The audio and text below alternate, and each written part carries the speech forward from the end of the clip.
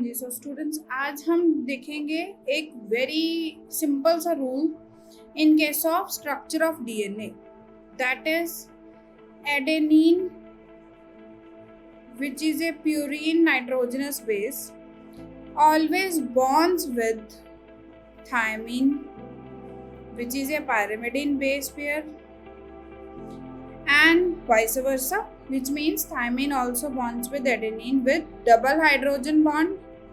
Cytosine bonds with guanine with triple hydrogen bond and vice versa, guanine bonds with cytosine with triple hydrogen bond. So that means एक double stranded DNA के अंदर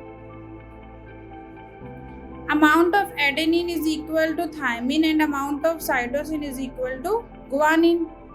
On the basis of that, we have that sum of adenine plus cytosine is always equal to thymine plus guanine.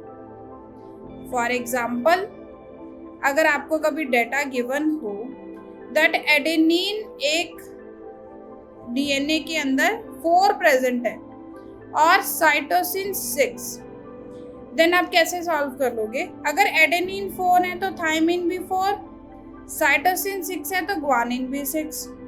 Then some कर लेते हैं. Adenine plus cytosine is equals to thymine plus guanine.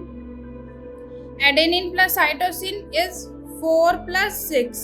Thymine plus guanine is 4 plus 6, which is 10 is equals to 10, which comes out 10 divided by 10 is equals to 1.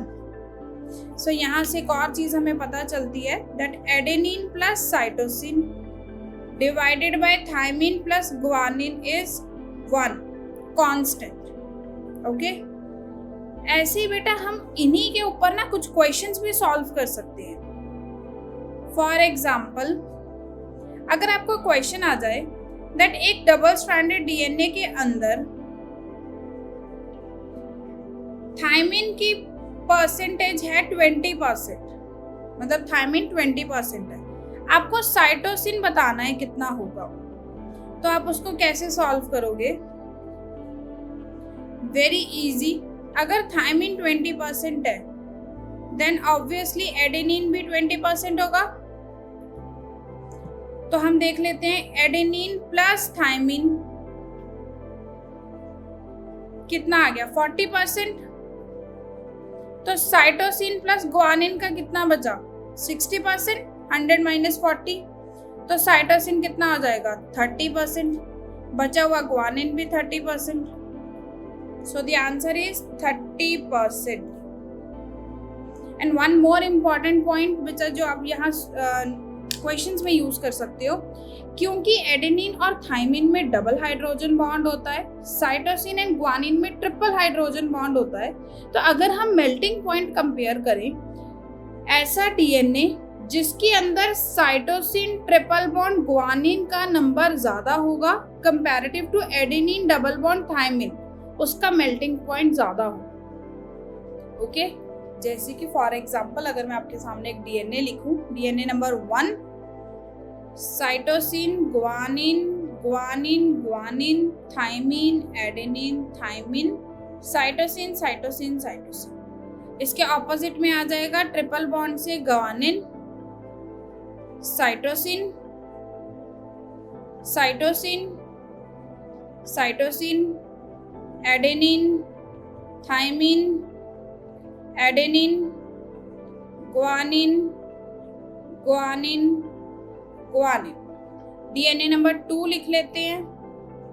Thiamine thymine adenine thymine cytosine guanine guanine thymine adenine adenine, इसके opposite double bond adenine adenine thymine adenine guanine cytosine cytosine adenine thymine thiamine.